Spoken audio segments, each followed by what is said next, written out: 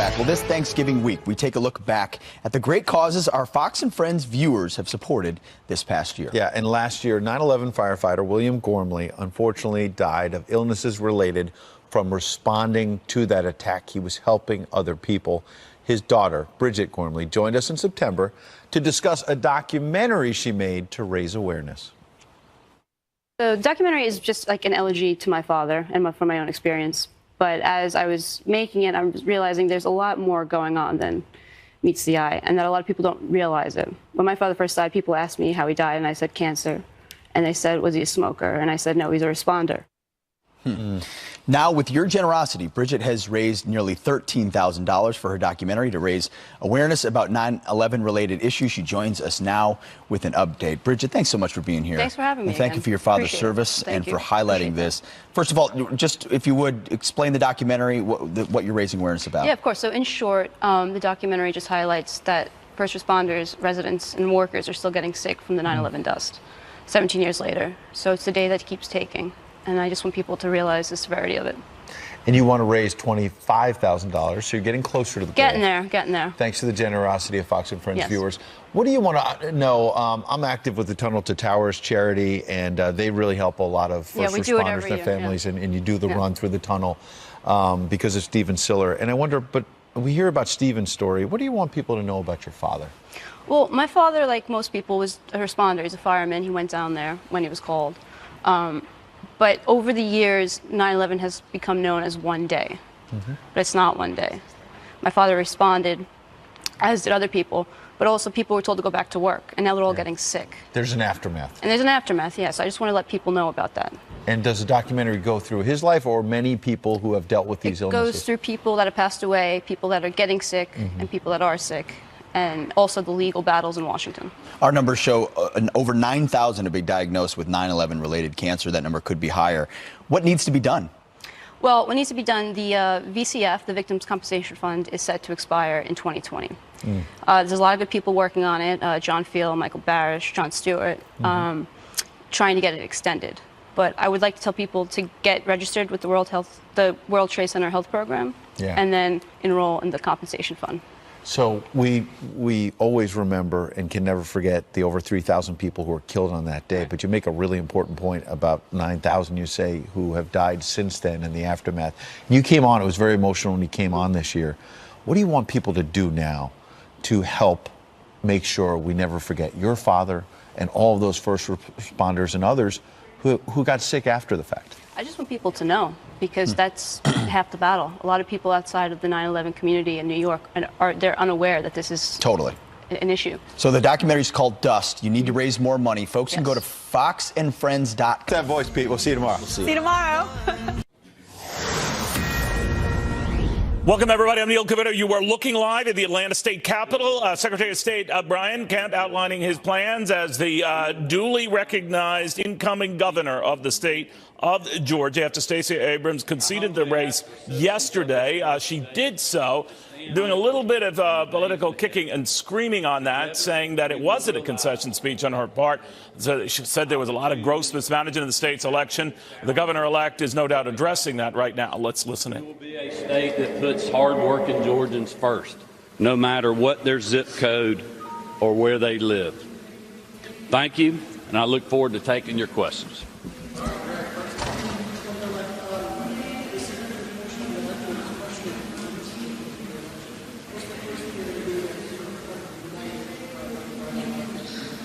Well, look, the election's over with. As you all know, politics is a tough business, but campaigns and these elections are about the future, and we've won the election. I'm very excited about that and very excited about the future of our state, and we're moving on to focus on the future.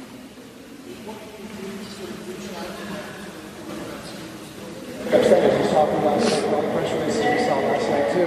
You were saying you didn't win legitimately.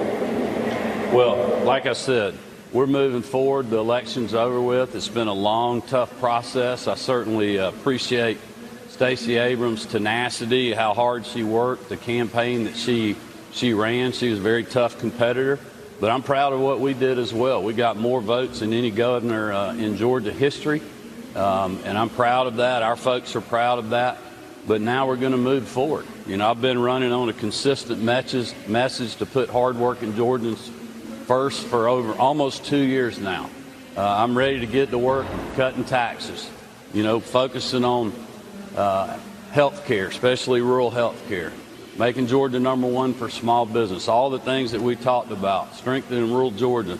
That's exactly what we're going to do. My message has never wavered, and now it's time to get working on the transition, put good people in place that will work with the legislature and the other parties involved, including our citizens, to move forward. Abrams that she's going to continue with the lawsuit. She's going to file another lawsuit. What would be your message to her? Well, look, the campaign's over with.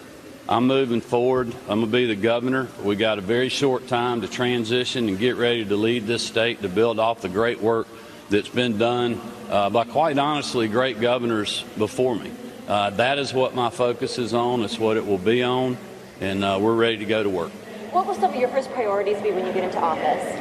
Well, exactly what I talked about. We're going to start cutting government regulations to make Georgia #1 for small business. I'm looking forward to working with those folks upstairs that are some of them that are here today to cut taxes again next year, to start solving a lot of the critical things that we have involved, you know, that we're dealing with in our state, like rural health care, but also continue to work with them on the great things that they've done and building off of that work, like fully funding public education, making sure that we have an educated workforce so that Georgia remains #1 in the country for business. I mean, we've done some amazing things in our state, and I'm certainly proud of my record serving in the legislature and Secretary of State, and I want to make Georgians proud of me as their governor, and that's what I'm going to be focused on every day.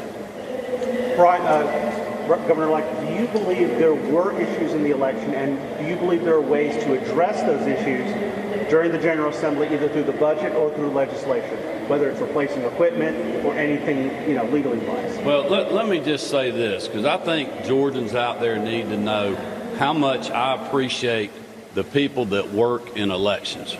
Those county elections officials, the registrars, they have done an amazing job. We had record turnout in this election. That is something to be proud of in a mid-year election. They are the ones that are on the front lines every day, taking, quite honestly, a lot of criticism that's unnecessary, quite honestly. If there's things that need to be fixed, there's a place to do that. It's right upstairs during the legislative process. No one has worked harder to do that than myself, having bipartisan commissions in the past and one that I created that's still going on now to deal with all things elections, having public meetings, hearing from the public. You know, those people and the folks in the Secretary of State's office, I appreciate them as well. They are following the law. If people don't like the law, then we need to work as a legislative body and an executive branch as governor to change those. And that's part of what will be the process moving forward, as it has been in the past. With the hard fight that you fought in the primary and then in the actual election, do you think there needs to be election reform? Well, look, we've reformed elections already. I mean, we did that when I first got in office. We're working on doing that again with the SAFE Commission that I helped create to move to a new voting system. I stand ready to work with anybody that wants to change election law. But in Georgia, we have those laws in place for a reason, to make sure that we have secure, accessible, fair elections in our state. And we have done that. You know, we've had some of the smoothest statewide elections that we've ever had over the last 8.5 years. And we have processes to make sure that only eligible people are casting their ballot, and that our elections are not only secure, but they're accessible. And we've talked about this many times. You know, I helped create online voter registration, working to get it passed in the legislature. We have 1 million more people on the rolls now. Those are things that we can be proud of, and we'll continue to build off of as governor. What's your message to citizens who were Abrams supporters who may feel a little like this election was stolen from them? Like what? Who may feel like this election was stolen from them, to the citizens? Well, look, we have laws on the books that prevent elections from being stolen from anyone. You know, this election we had record turnout again. Very proud of that. You know, I received the most votes of anybody that's ever run for governor in the state of Georgia, and I'm proud of that. And I said earlier, you know, Stacey Abrams ran one heck of a campaign, and I know she could be proud of that effort as well. Look, it's a tough business, politics, but the fact of the matter is the election is now over, and I've got to focus on governing this state, and that's exactly what I'm going to do. Couple more. Do you plan to propose funding for the election next year? Well, that's a very good question, and I have been working in the past with the governor's office, the Office of Planning and Budget, to deal with the new voting system in preparation that we could have that in place by 2020. I know that they have been working on that, and I stand ready to do the same as governor. Republicans got clobbered in the metro and suburbs. What is the message you will help shore up suburbs? Well, you know, look, this was a tough election. I'm proud to have won. I'm proud to have gotten the most votes ever from someone that ran for governor in our state.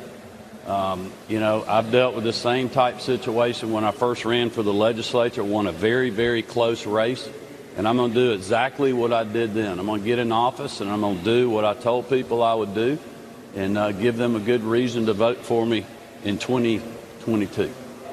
Two more. Anybody else? Have you spoken with Governor Deal? Has he given you any advice moving forward? I have spoken with Governor Deal, not in the last 24 hours, but Governor Deal's given me a lot of advice over the years, as has former Governor Sonny Perdue. You know, I think everyone knows how highly I think of those two gentlemen, and quite honestly, a lot of other governors that have served this state. And I'll certainly look forward to working with all of them and taking advice from them, so I can continue in their footsteps of moving our state in the right direction. And I'll be seeing Governor Deal tomorrow. I have not. All right. Thanks, guys. All right. Thank you very much. All right, that is Georgia's official governor-elect, Brian Kemp, reminding folks it is done, it is over. He has a state to lead and very little time to get everything in order to do that before his inauguration. This now 11 days after the election that was considered very, very close, closer than many thought. It had a lot of legal battles back and forth. But in the end, very complimentary of his challenger, Stacey Abrams, even though last night she was stressing in conceding the race that this wasn't a concession speech. Listen from last night. To watch an elected official who claims to represent the people in this state baldly pin his hopes for election on the suppression of the people's democratic right to vote has been truly appalling. So let's be clear. This is not a speech of concession.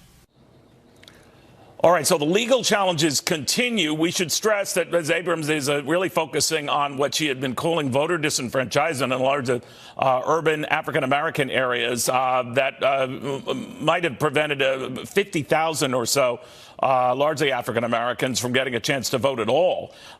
Even if you assume that were the case, though, and all of those votes would have gone to her, it still would not have made up the gap that was about 55,000 when all was said and done in the electoral counts that we did have out of Georgia. The president, though, was quite complimentary of Ms. Abrams himself, saying in a tweet, congratulations to Brian Kemp on becoming the new governor of Georgia. Stacey Abrams fought brilliantly and hard. She will have a terrific political future. Brian was unrelenting and will become a great governor for the truly wonderful people of Georgia. So the issue there in the Peach State is resolved and done, and they move on, but not so the sore feelings and the legal battles that I guess now are going to continue. To another state, the Sunshine State, and the battle that will not end at all. We're going to go to Griff Jenkins live with us in Broward County, Florida, with the very latest on a handheld recount that could linger for a few days. Griff. Hey, Neil, the manual recount in the Senate race has ended, and so too have Senator Bill Nelson's chances of a political comeback. Let me take you inside the Broward Elections Office. You see here they're counting and tabulating some other races, the Agriculture Secretary. But here's the story. Broward was Nelson's best chance of flipping this race. We were told in the beginning by Nelson attorneys that there were 25,000 votes here that had not been counted. That was not the case. Yesterday, they counted 31,000 over and under votes, of which only 440 137 were overvotes. Those could have gone Nelson's way. We'll find out the total tally. But at the end of the day, the math just isn't here for Nelson. The really only question that remains is whether or not the supervisor of elections here, Dr. Brenda Snipes, will continue to keep her job. A lot of scrutiny on her and the way she's handled this race and some in the past. I caught up with her yesterday. Here's what she had to say. Things are going as we planned it. We have all these people here, and they're willing to stay until we get it all done. Are you pleased that you got the hand count at least sorted early? Yeah, same setup. Absolutely. So again, Senator Nelson started his career in 1972, about 2 hours north of here, Neil, in Brevard County. But it looks, by all accounts, that it's going to end here in Broward, the best shot for blue votes that just don't exist here. He's going to get less than 500 of a net gain here, perhaps later today when we get the results. Certainly by tomorrow's 12 noon deadline for official results to be reported to Tallahassee. Neil? All right, Griff, thank you very much. Griff Jenkins. There have been reports circulating as well in a number of papers that the senator was going to be conceding sometime this weekend. There's no way to verify that, ascertain that, to Griff's point, until we have those official tabulations. And they could come this weekend. They're moving rapidly on this. But the state certifies all of the state elections on November 20th. All right, let's get the read from attorney Bryant Rotella, not affiliated with the Florida candidates. He did advise the Trump campaign on some health care issues back in 2016. Brian, good to have you. What do they look for in the hand recount, the undervote versus the overvote? What are they going through here? Good morning, Neil. Hey, look, we're in Florida, and what they're looking for in overvotes and undervotes. Overvotes, they're looking for situations where somebody wrote in Bill Nelson for senator and they checked on the box or circled in their box Bill Nelson for senator. Undervotes, they're looking where, well, okay, they voted for Andrew Gillum for governor, voted everywhere else, but they left the senator out. So those are the two major tranches that you're looking at. But let me tell you something, Neil. It's a football Saturday, right?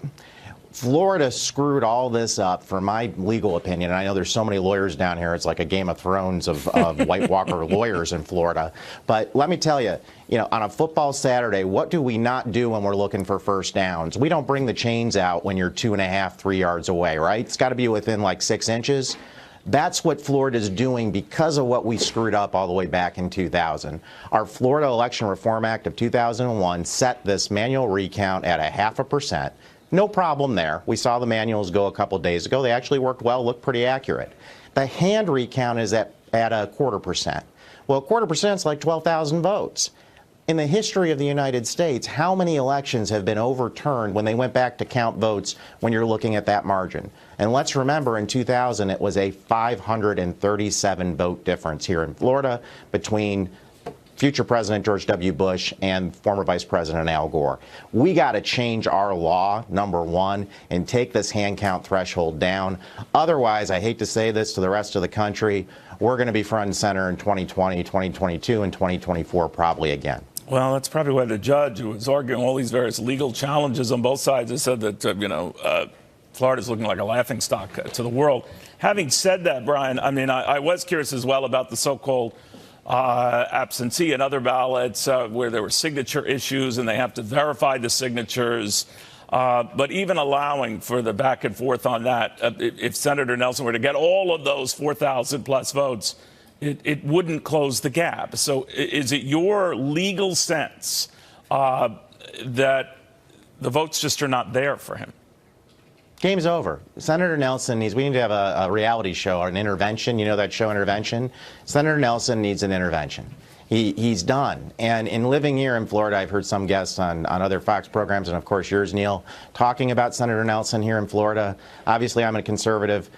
I'm going to tell you something. There's not a lot of accomplishments with Senator Nelson, just not a lot to talk about. Now, he's had a long career here. I think he should look into something. I mean, my goodness, the Hall of Presidents we have, he's kind of robotic. He could be the front guest show host for that. Well, let's not be flippant about it. I'm interested in your views of what's going on at the polls and the legality of them, not your personal political opinions. But Thank you very much for stopping by, Brian Rotella. All right, let's get a sense of this here. All again is it's a legal back and forth on this.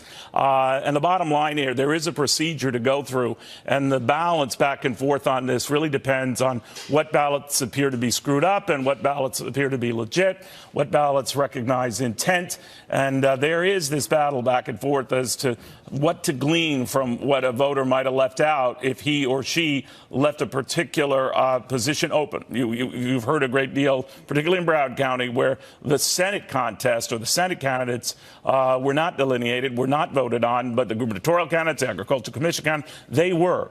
So they're trying to sort that out. Again, a long way from being resolved, but they're going through this, at least by Florida terms, rapidly. Let's get the read from Florida, New York Congresswoman Nan Hayworth, Democratic strategist Rochelle Ritchie, Fox News contributor Kat Timm. Nan, looking at all of this, I mean, we can go back and forth about who screwed up what, and it goes back to 2000. I just wonder how Florida found itself in this. I mean, again, the same issues, again. You know, Neil, it's like a really bad version of Groundhog Day. Apparently, after each botched election, and Brenda Snipes has a long history, destroying ballots, of mishandling, chain of custody issues, all kinds of things. Stress. It's not that she was personally destroying ballots, but missing ballots on the list. There were ballots, and others have looked at whether they have to deal with a new way. Exactly. It didn't seem, though, from what I could see, Rochelle, to be a way for the state as a whole to deal with these issues, because each county had issues that it shouldn't have had, because that was a big criticism of 2000. Everyone was going to be on the same page. Now, you can't use the exact same ballot for local races and local towns. I understand that. But when it came to some of the bigger issues like the Senate race, the gubernatorial race, the agricultural commissioner race, they should have been on the same page, and they weren't. Yeah, I find it amazing that it's been 18 years and Florida still has found a way to be the biggest screw up when it comes to our elections. I mean, the fact that you had, I believe that the senatorial race was at the bottom left corner of the ballot. This is one of the most important races. So I'm wondering what genius designed this ballot. But both parties approved those ballots. I know, and that's important. Yeah. Exactly. So again, what genius looked at this and said this is okay? I would have looked at this had I worked, for the senator and said, oh no, you've got to move him up. That is not going to work.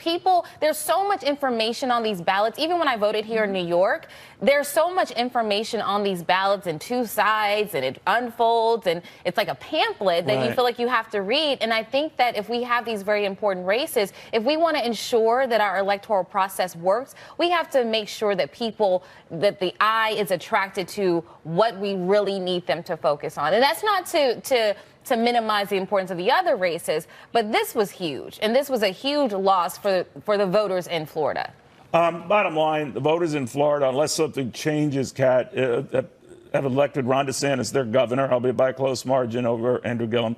And it looks that Rick Scott will be going to Washington to replace Senator Nelson. And I'm wondering if, because of the closeness of both races, there's a poll on this, and there's an asterisk on this, and is that right or fair? Is what right or fair? That there's just that we're always going to question the winner. Yeah, I think so. And in Florida, it's been close all the time. That's what happens. It's a swing state, which is why Florida should be prepared that maybe it's going to be kind of close, and maybe there might have to be a recount. Maybe there'll be lots of ballots. They have a bunch of overheated, old voting machines that can't handle these recounts. You need to be prepared for a situation like this. If there's problems in another state, it's not that big of a deal, But Florida's a state where we're always looking, what's going to happen in Florida? This is a swing state. Anything can happen. It's going to be close. This isn't like this came out of nowhere and they couldn't have anticipated it. It's happened before. So, and you know what? I also think it's going to happen again in 2020. Right. Yeah, I don't think that they're going to solve these problems. I think we're going to deal with this again in 2020. I mean, think of just the cost to taxpayers. Yes. I mean, it is a dreadful disservice, and apparently the governor has the power to remove the supervisor of elections. We know that Governor Bush replaced Brenda Snipes' predecessor with her, but not the power to appoint someone or to keep that person, I guess from performing badly, because the voters of Broward County get to elect their supervisor, and they've elected Brenda Snipes over and over again. Michelle? You know, I just think Florida has to get it together. I mean, I'm tired of it. And I was a reporter in West Palm Beach, Florida, and I remember being down there during one of the elections. And, you know, you wonder, like, am I going to be at work for 20 hours as they do another recount? I think But they're magnified in close elections, right?